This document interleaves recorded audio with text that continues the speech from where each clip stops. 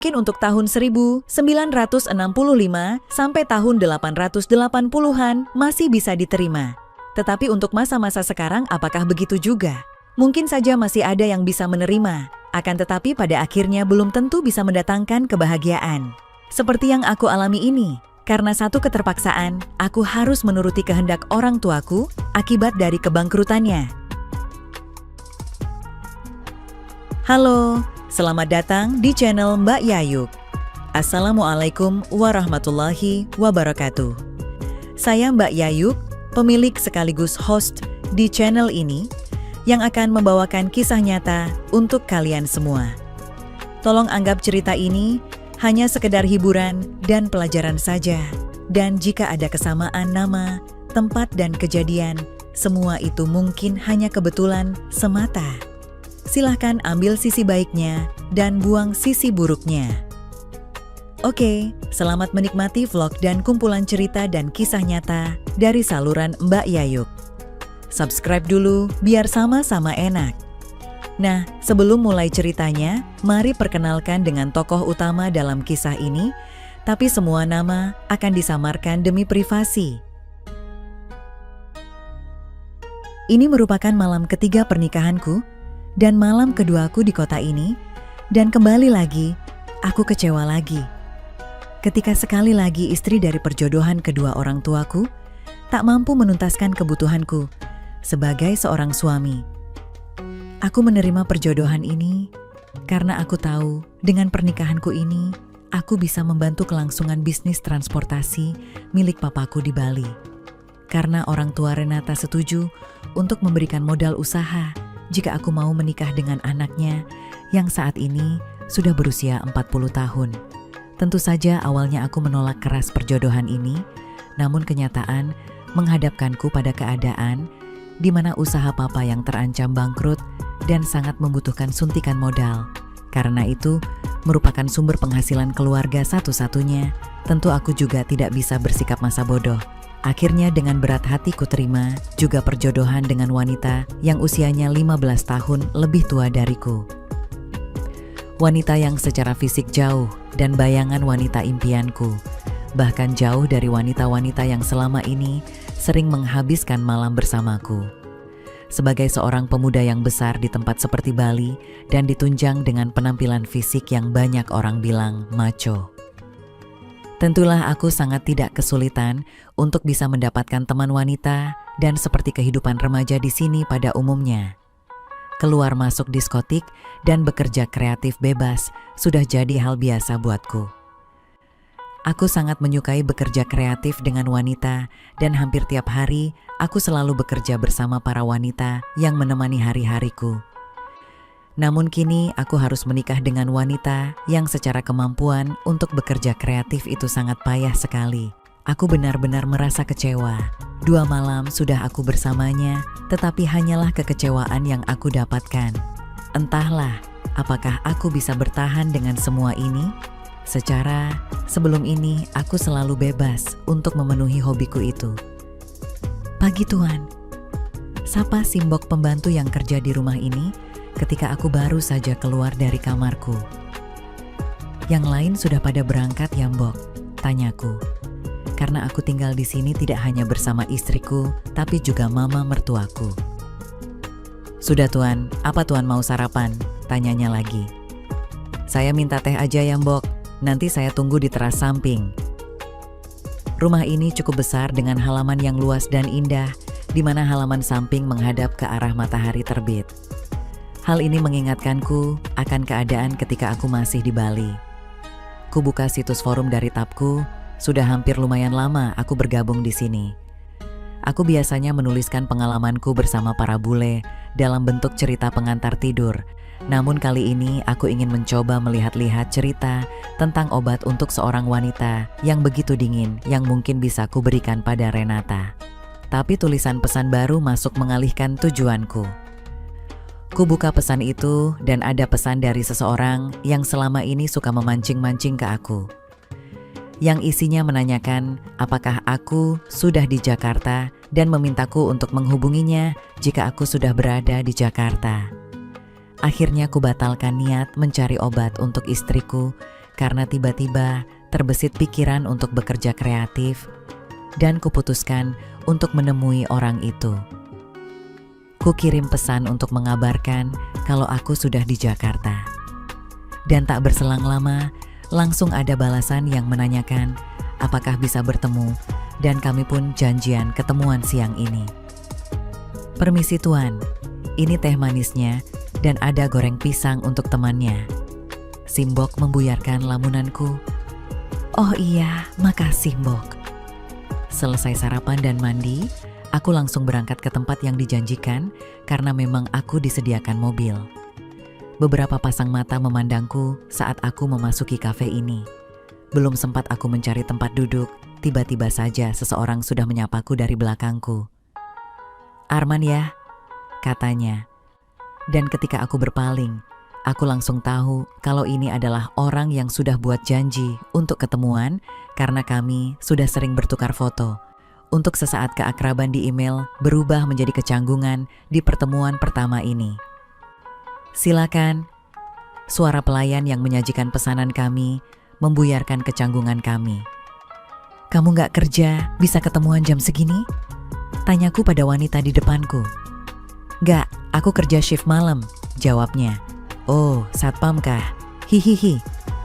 Kataku menggodanya, karena kalau dilihat dari postur tubuhnya, cocok juga kalau jadi satpam. Hehehe, aku kerja di pabrik, serunya. Sambil menikmati hangatnya cappuccino, kami pun mulai larut dalam obrolan. Ternyata dia ini nama aslinya Ratna, entah benar atau tidak. Dia bercerita soal ayahnya yang Batak dan ibunya yang Jepang. Jujur kalau dilihat dari tampangnya, sulit menemukan bagian Jepang dari dirinya.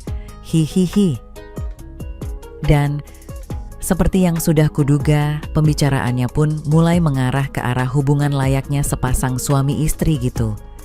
Dan tanpa ragu-ragu Ratna menawariku untuk main ke kontrakannya. Siapa takut, jawabku. Yakin gak apa-apa kan? Kamu baru saja menikah. Tanya Ratna ragu ketika aku mengajaknya ke mobil. Udah gak apa-apa, santai saja, kataku sambil menarik tangannya. Tidak sampai setengah jam, akhirnya sampai juga di deretan rumah petak dan Ratna mengajakku masuk ke salah satu yang berada di sisi kiri. Sorry ya, tempatnya cuma kayak gini, katanya ketika aku sudah di dalam. Gak apa-apa, kataku sambil menuju ke kaca jendela belakang. Ternyata di belakang kontrakan ini ada sungai dan di seberang sungai ada banyak rumah-rumah bagus. Ketika aku sedang melihat sekeliling dari jendelanya, tiba-tiba aku rasakan tangan Ratna sudah memeyukku dari belakang. Dan sebelum sempat aku tersadar, aku sudah dibalikkan menghadapnya. Ternyata dia sudah dalam keadaan siap bekerja kreatif. Tentu saja aku yang dalam 2 malam ini selalu mendapatkan kekecewaan dari istriku yang selalu dingin, tidak melepaskan kesempatan yang sudah ada di depan mata. Didorongnya dengan perlahan aku ke tembok dan Ratna dengan sigap terus berusaha untuk membuatku mengawang-awang. Rasanya sangat berbeda sekali dengan kondisi 2 malam ini yang aku lalui bersama istri pilihan kedua orang tuaku. Dan jujur saja, yang seperti diberikan Ratna inilah yang aku senangi, tidak seperti yang ada pada Renata istriku yang cuek bebek. Selang 15 menitan aku pun dituntunnya untuk rebah di kasur tipis yang tergeletak di lantai itu. Aku hanya ikut saja apa maunya. Sedetik kemudian disodorkannya tempe mendoanya.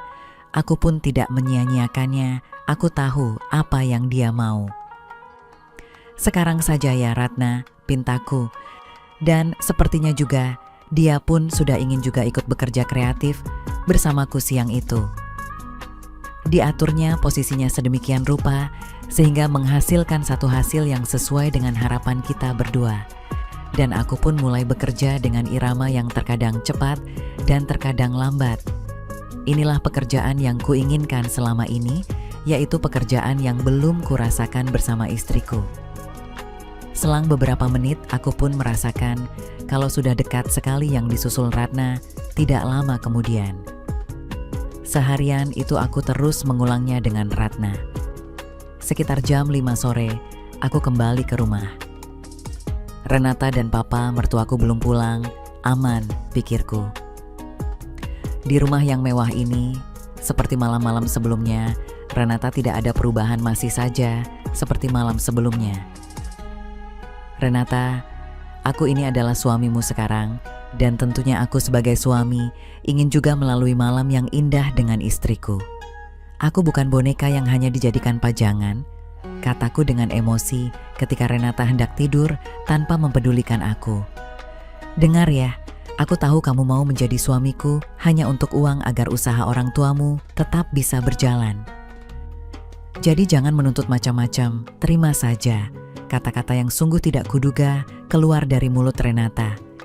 Kamu keterlaluan, Renata, bicara seperti itu. Entah kenapa aku merasa begitu sedih. Renata kemudian malah pergi meninggalkan kamar. Aku sungguh sakit hati dengan kata-katanya itu. Bahkan ketika paginya Renata meminta maaf atas perkataannya itu, aku hanya diam dan tidak bisa memaafkannya. Sejak kejadian malam itu, aku pun mulai tidak peduli lagi dengannya. Yang kulakukan hanya jalan-jalan, clubbing, ataupun menuntaskan semua yang tidak aku peroleh dari istriku bersama orang yang kukenal di Dumai. Dan setiap pulang, aku pasti bertengkar dengan istriku itu. Suatu hari ketika aku ribut lagi dengan Renata, sempat membuatnya benar-benar marah. Aku pun disuruh pindah ke rumah yang lain. Karena dia mengatakan tidak ingin mamanya melihat kelakuan jelekku. Tak masalah buatku, karena dengan begitu aku bisa semakin bebas. Hingga suatu ketika, saat aku di rumah itu sendirian, terdengarlah tet, tet. Suara bel di pagar depan menggangguku yang baru saja selesai mandi. Karena tidak memiliki pembantu, terpaksa aku pergi melihat siapa yang memencet bel. Ternyata mama mertuaku. Dengan sedikit bergegas, aku menuju gerbang. "Maaf mah lama, tadi aku lagi mandi," kataku. "Iya gak apa-apa," jawabnya. Setelah pamit sebentar untuk memakai baju, kutemui kembali mama mertuaku itu. Ternyata kedatangannya untuk menanyakan masalah di antara aku dan anaknya. Akhirnya aku pun menceritakan semua dengan jujur. "Maafin mama ya, karena menikahkan kamu dengan Renata, Arman jadi begini," katanya pelan sambil menepukku. Karena memang saat itu aku mengenakan celana pendek, sentuhan tangannya yang langsung menyentuhku menimbulkan rasa berbeda di diriku. Untuk sesaat mata kami bertatapan. "Arman sabar aja dulu ya, nanti mama yang coba bicara ke Renata," ucapnya sambil tangannya yang sempat menepuk tadi bergerak dengan pelan. Aku tidak lagi fokus akan ucapannya, karena saat itu aku merasa kalau sudah cukup terpancing karena ulahnya. "Apa yang Arman ingin mama lakukan?" tanyanya lagi, dan kali ini tangannya berada di wajahku. "Arman mau mama memberikan apa yang selama ini belum diberikan Renata padaku," kataku dengan tanpa ragu. Karena saat itu aku merasa sudah kepalang tanggung seraya aku menatapnya dengan tatapan memohon. Dan sungguh di luar dugaan, mama mertuaku memberikan respon baiknya. Tanpa basa-basi, lagi segera saja aku ajak mama mertuaku masuk ke dalam sebuah kamar ber-AC, namanya juga rumah orang kaya. Dan sejak itulah, aku seolah menemukan istri pengganti yang bisa selalu memberikan apa yang selama ini aku cari. Dan imbasnya hubunganku dengan Renata pun semakin jauh. Apalagi ketika dia harus ke luar negeri untuk urusan bisnis selama 3 bulan. Kami total lost contact. Hubunganku dengan Renata sudah tak bisa lagi dipertahankan, bahkan ketika dia kembali dari luar negeri. Kami sudah tidak pernah saling ketemu. Aku semakin larut dalam hura-hura dan berpetualang. Sejak mama mertuaku kerap menemaniku, aku jadi semakin tidak masalah dengan kondisi keuanganku. Dan aku jadi semakin tidak memperdulikan Renata, termasuk ketika aku mendengar tentang gosip dia ada main dengan pegawainya. Tetapi ketika aku tahu ia sudah membelikan rumah untuk pegawainya itu Dengan emosi, kutemui mama mertuaku. Aku bermaksud untuk meminta dukungannya, tapi yang kudapat sungguh di luar dugaan. Dengan teganya, mama mertuaku berkata bahwa ia tidak keberatan atas hubungan Renata dengan pegawainya itu. Kamu pikir aku akan terus membiarkan anakku dengan pria sepertimu sudah jauhi keluarga ini? Dan ini uang, kurasa sangat cukup untuk hidupmu, sambil memberikan selembar cek yang entah berapa jumlahnya. Aku hanya diam, benar-benar tak bisa mengerti semua ini. Aku pun segera mengemudikan mobilku, pergi dari rumah itu, dan tiba-tiba, tanpa sadar, aku merasakan benturan keras. Ketika aku sudah sadar, Anda sudah sadar? Suara dari seorang perempuan yang terdengar di sisiku. Di mana aku? Tanyaku sambil mengitari pandanganku di tempat yang penuh warna putih ini. Anda mengalami kecelakaan dan sudah 2 hari Anda tidak sadar. Jelas suster itu. Aku sungguh tidak ingat. Anda terluka di bagian perut, nanti dokter akan menjelaskan secara rinci kondisi Anda. Jelas suster itu lagi. Aku pun hanya bisa merenungkan atas semua yang telah berlalu dalam hidupku, hanya sesal yang ada di saat seperti ini. Inilah balasan yang memang pantas aku terima atas semua yang aku perbuat selama ini, rintihku dalam hati kecilku. Sesal di kemudian hari tiadalah gunanya. Semoga apa yang aku ceritakan ini bisa jadi kaca untuk kita semuanya. Janganlah semau sendiri di dalam hidup ini. Tamat. Oke teman-teman, segitu dulu kisah ini. Semoga teman semua bisa terhibur ya. Mohon maaf sebelumnya, di sini tidak ada maksud untuk merusak moral. Tapi kita sebagai insan manusia yang penuh dosa, hanya ingin berbagi pengalaman saja, yang tentunya kami tidak menyarankan hal ini untuk ditiru ya. Terima kasih karena sudah mau mendengarkan kisah nyata ini. Sekali lagi, ambil baiknya dan buang buruknya, dan semoga hal seperti ini tidak akan pernah terjadi kepada kalian semua, dan semoga kita semua dilindungi dari mara bahaya. Amin ya rabbal alamin. Sekian dan terima kasih. Sampai ketemu lagi di cerita-cerita selanjutnya. Jangan lupa like, comment, share, dan subscribe.